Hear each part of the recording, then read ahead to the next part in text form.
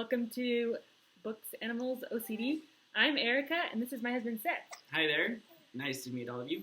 Today, we're talking about one of our all-time favorite board games. Yes, this is a game called A Feast for Odin. It's so big it can cover an entire baby. Some of you may have heard of this game before, but unless you are a active board game hobbyist, you have probably not heard of this game. But we wanted to talk today about why this is one of our, if not our favorite board game that we play together. First of all, I have not always been into strategy games. I got a lot more into board games when Seth and I got married. I always loved board games before that, but more of like generic party games type games. When I married Seth, we got into the real deal board games because he was already into them. And this game has me fully converted to strategy, long, intense, real deal board games. And so I asked Seth to share some reasons why this is such a great game because he's really good at explaining board games. Oh, well, thank you. The thing, for me, there's three main things that it comes down to that make me really enjoy a game. And all three of these things are different between each person. So this game is a 10 out of 10, a perfect game for me, but it may not be for someone else. And I think it usually comes down to some mix of these three things. The first is the theme interesting to you? For me, I really enjoy the theme of Feast for Odin, and not necessarily that A Feast for Odin is a theme that's sort of like a Viking civilization, but it's not just raiding and attacking people, although that's something you can do as part of the game. There are all kinds of things you can do related to building your little Viking group and improving the resources that you have and where your Vikings live. Yeah, like a Viking theme doesn't sound super fun to me, but it is super fun because there's so much more than that. You can take so many different approaches to the game. Yeah, and the artwork and the pieces really enhance the theme of the game. And for Feast for Odin, it all ties together really cohesively. And yeah, no, go ahead. I wanted to show some of the pieces. He's talking about the artwork and stuff. The game comes with so many pieces. It has these little storage containers with some of the pieces that you're going to be using. And there are just a ton of different pieces of all kinds.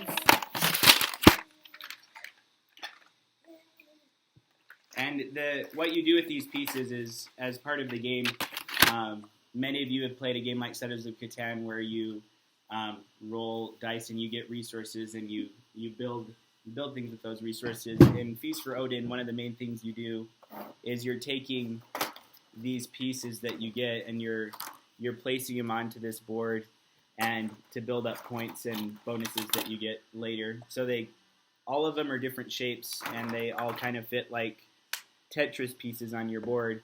And part of the interesting part of the game is deciding how you want to arrange all of the pieces that you get, big and small. So theme is the first thing that a game really has to have a cohesive theme, even if it's not something that I'd normally be interested in. I really want it to all tie together, and for the time I'm sitting down for this board game, I want to be interested in the theme that's going on. The second big thing is, are the decisions interesting?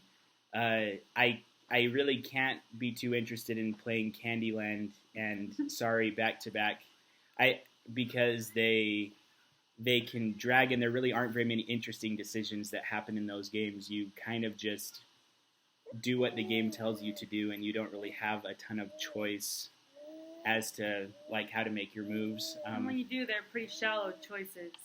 Yeah, it's like, am I really mean to this person, or am I gonna let them run me over in this game? Yeah.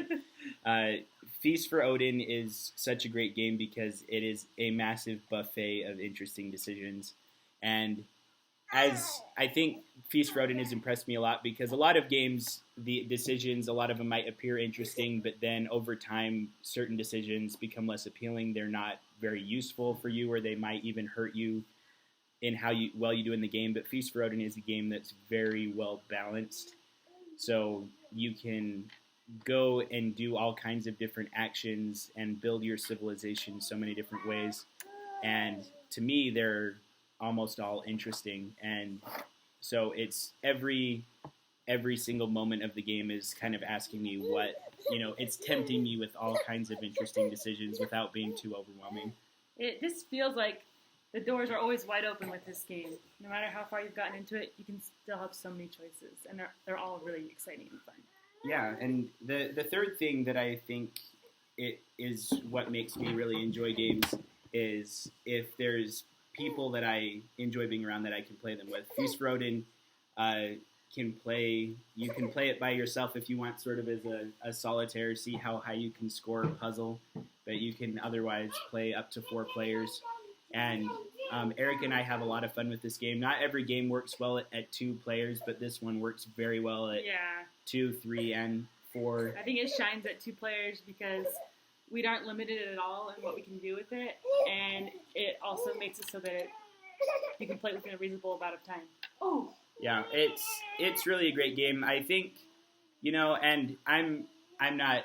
If you like Sorry in Candyland, that's totally fine. And I think a lot of my best memories of those games come from this third point, that I played them with people I enjoyed being with and being around. She wants to talk about it. Yeah. She's like, Mom and Dad get caught up playing this board game, and I don't get it.